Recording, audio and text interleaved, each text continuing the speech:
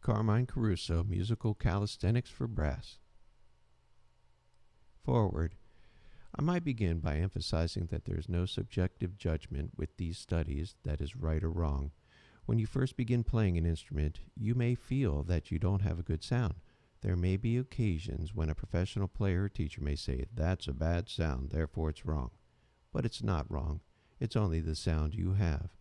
As you develop, you'll have a basis for comparison. Too much thinking about the quality of your performance in the beginning can only be destructive. Practice within the confines of your talent, and here the emphasis is on the word practice. As you develop and play these exercises, you'll finally have a good sound. Until that happens, it's not the wrong sound. Stumbling in the beginning is not unusual. We all know that a success is often preceded by many failures, so don't get discouraged. In the early stages, distorted notes may be all your muscles are capable of, and practice will improve them. The body is always in a state of flux.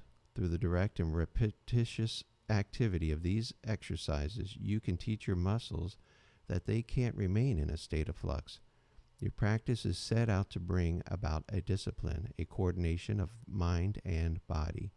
The results of these repetitious activity will begin to show gradually in percentages. I stress that playing a musical instrument is a muscular activity not unlike performing in a sports event. For a brass player, his horn is just a piece of plumbing. It's his muscles that do all the work. My method has often been called musical calisthenics, which is appropriate because in order to play many instruments, most of the muscles in the body are working to produce a note. Nearly 200 muscles come into play when a wind musician produces a sound, and it's the coordination of these muscles that I want to direct through this book. Instead of thinking perfection, encourage yourself to think in percentages. That is, it's a percentage better than it was. The words perfection, wrong, and good should have gone out with the feudal lords. They have nothing to do with the art of teaching, and often their use can be a negative factor. If a teacher says something is wrong, the student has the right to ask, "What's wrong about it?" Then the teacher will explain, and the student asks, "Now, what do I do about it?" It is easy to dispense with all those steps if the teacher merely tells the student what to do. It's improvement, not perfection, that the student is trying to achieve. Verbal negativity is not encouragement to the student. Teaching is giving with love, giving in a positive manner. This is such an important concept for teachers to remember. Unfortunately, I have known many students who have lost interest in their musical careers because they didn't have a teacher who could communicate to them a love for the instrument and the art form. They may have been technical wizards, but those teachers could not translate the proper inspiration, and because of this, they lost their students' interest. It is my intent that this book will offer the musician the opportunity to improve his or her skills. I hope that you will find these studies beneficial in your musical endeavors. Carmine Caruso.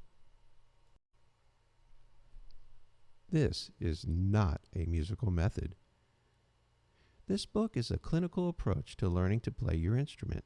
Its purpose is to cover all the physical demands needed to play your instrument musically.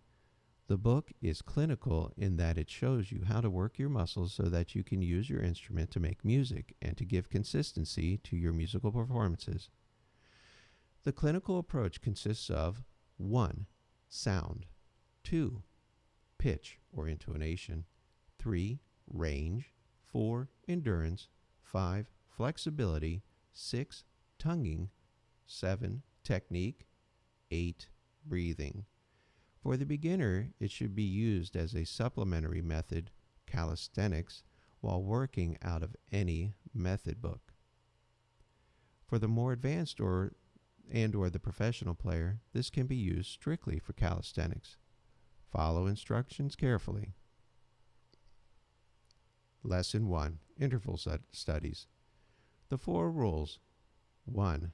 Tap your foot. This is to establish the timing to which the muscles must move, so that they respond to the specific rhythm you make. The tapping of the foot is the metronome for the muscular activity of the body. For the beginning student who doesn't have a feel for meter, a metronome is suggested, with the speed set at quarter note equals 60. Note: although the following exercises are comprised of whole notes and half notes, you may wish to change the count to fit your particular needs. Also, according to need, you may wish to tongue the first note and use a breath attack on the third note. 2. Keep the mouthpiece in contact with the lips throughout each study. The mouthpiece must be in contact with the lips throughout the playing of each exercise until no notes are sounding and regardless of pressure or feel. The reason for this is simple. If you take the mouthpiece away from the lips, your lips, you'll have to regain contact, and this will require two movements, one on and one off. Then, every time you move the mouthpiece away, you have to reset the whole embouchure. The whole embouchure consists of 5 definite movements. 1. Putting the mouthpiece in contact with the lips. 2. Putting tension on the lips for the note to be played. 3. Positioning the jaw properly. 4. Angling the instrument properly. 5. The blow. If you leave the mouthpiece in place, you reduce the 5 movements to 3. And if you leave the lip in tension, you only have 1 movement, the blow. While breathing, maintain the same mouthpiece pressure and tension used for the previous notes. Do not be concerned with sound or pitch. 3. Keep the blow steady. The blow is both muscular and physical function. You are blowing air through the lips, and the steadier the blow, the more compact the motion of the air. The more compact it is, the easier it is for the lips to ride that airstream. As the airstream ride improves, the music will improve. For an analogy, think of the lips as skis on the water. As long as the boat is going, the skis stay on the water. When the boat slows down, the skis dig in. When the boat stops, you fall off. This is what happens with the lips when the air is not being pushed steadily through them. The activity of a constant stream of air feeding the lips will develop a better balance of the muscles. 4. Breathe only through the nose. Breathing through the nose is done for the same reason as rule number 2, to reduce the amount of muscular activity it takes to produce a note. It's common for players to breathe as if they are sniffing, which will put air into the sinuses instead of the lungs. Breathing normally through the nose requires fewer muscles, fewer moving parts, than changing the muscular position of your lips in order to breathe through the mouth. This is a quicker way to develop an embouchure because there are fewer variables to control, making it easier for the embouchure to find its place. Lesson 1 continued. Exercise 1, breath attack, using air only to move the lips and produce a sound.